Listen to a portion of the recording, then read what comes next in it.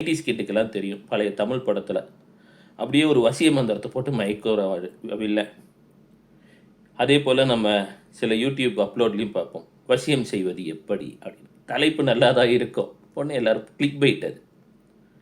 உண்மையாலுமே அப்படி முடியும்னா, என்ன நடந்திருக்கும்? இப்போ இந்த நாடுகள் சண்டை போட்டுக்குது. பல கோடி மக்கள் பாதிக்கப்படுறாங்க. பல 100 கோடி.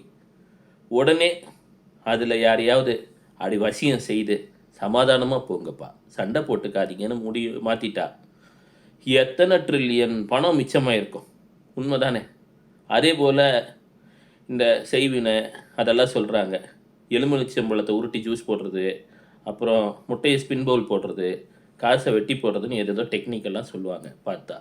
அப்புறம் அத எப்படி முறிக்கிறதுன்னு அதுக்கு ஒரு தனியா 2 டெக்னிக்கு. இத்தனையும் இருக்குன்னா, எதுக்கு பயன்படுத்தியிருப்பாங்க? எதுக்கு இவ்ளோ விஞ்ஞான வளர்ச்சியில இவனுங்க ஏதோ ஆயுதமெல்லாம் வாங்கி வெங்காயத்துக்கு வேஸ்ட்டுக்கு செலவு பண்ணி சண்டை போட்டுக்க போறாங்க. ரூ. 5 எலுமிச்சம்பழத்துல முடியிற விஷயத்த, எதுக்கு போயி இத்தனை லட்சம் கோடி செலவு பண்ணுவாங்க? யோசிச்சு பார்த்தீங்களா? சிலதெல்லாம் படிப்பதற்கு, கேட்பதற்கு சில சமயத்திலே நன்றாக இருக்கும்.